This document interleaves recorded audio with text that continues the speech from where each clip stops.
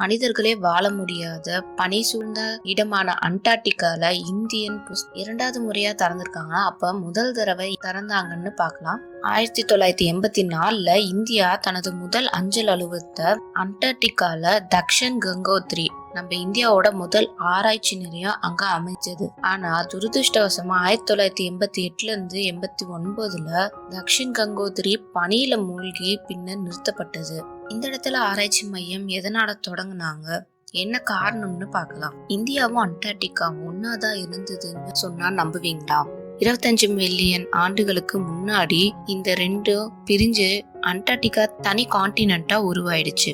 அண்டார்டிகாவை கண்டுபிடிக்கிறது ரொம்ப சிரமமா இருந்தது. 17ஆம் நூற்றாண்டு வரைக்கும் அண்டார்டிகாவை கண்டுபிடிக்கிறது ஒரு பெரிய சவாலாவே இருந்திருக்கு. அண்டார்டிகா ஒரு மனிதனை பார்க்க ஏங்கி கொண்டிருந்த போது புகழ்பெற்ற ஆய்வாளர் கேப்டன் ஜேம்ஸ் குக் 1772 இருந்து 75 வரை இந்த கண்டத்தை சுத்தி வந்தாரு. ஏறக்குறைய 150 ஆண்டுகளுக்கு பிறகு, அதாவது 1911 ஒரு நார்வே ஆய்வாளர் இறுதியா தென்துருவத்தை சென்றடைஞ்சாரு. அவர் பெயர் ரொனால்ட் அமுண்ட்சன். இங்கதான் ஓசோன் துளைய கண்டுபிடிச்சாங்க. சமீபத்துல 70க்கும் மேற்பட்ட ஏரிகள் கண்டுபிடிக்கப்பட்டிருக்கு. அவற்றில் மிக பெரியது வோஸ்டாக் ஏரி. அண்டார்டிகா எந்த ஒரு தனி நாட்டுக்கும் சொந்தம் கிடையாது. ஆராய்ச்சி செய்வதற்கு இந்த ட்ரீட்டி பார்ட்டி கிட்ட பெர்மிஷன் வாங்கணும்.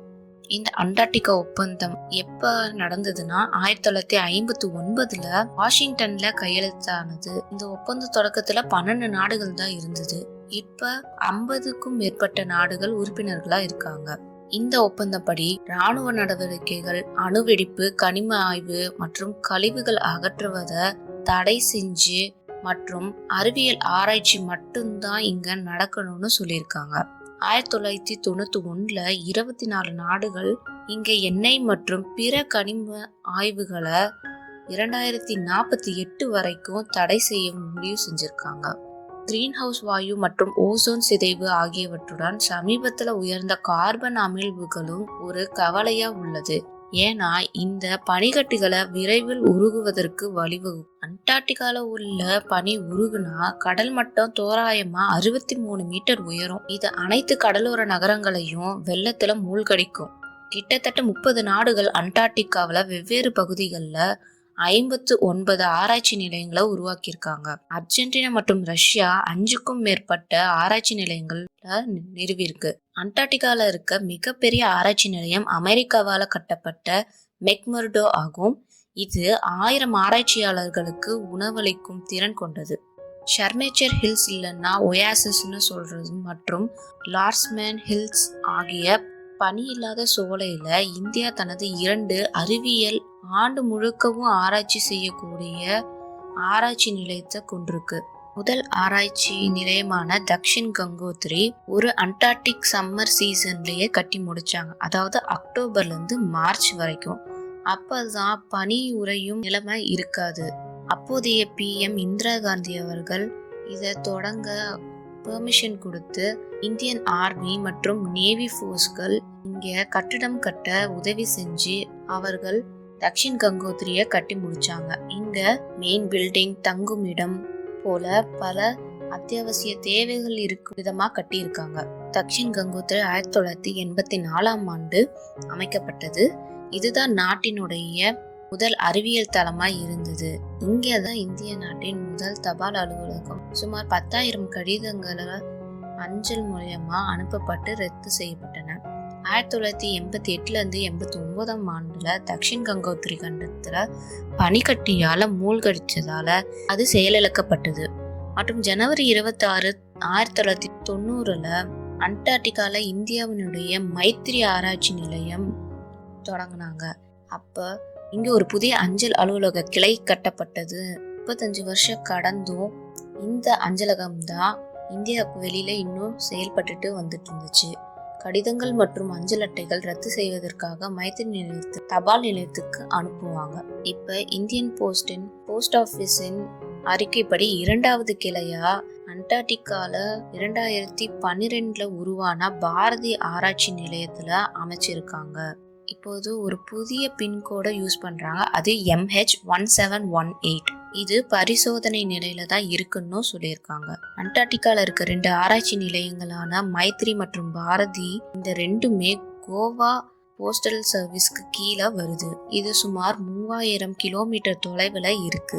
இது எப்படி செயற்படும்னா, அஞ்சல் துறை அதிகாரி ஒருவர் நடைமுறையில அண்டார்டிகாவில் உள்ள தபால் நிலையத்திற்கான கடிதங்களை கோவால இருக்க துருவ மற்றும் பெருங்கடல் ஆராய்ச்சிக்கான தேசிய மையத்திற்கு அனுப்புறாங்க.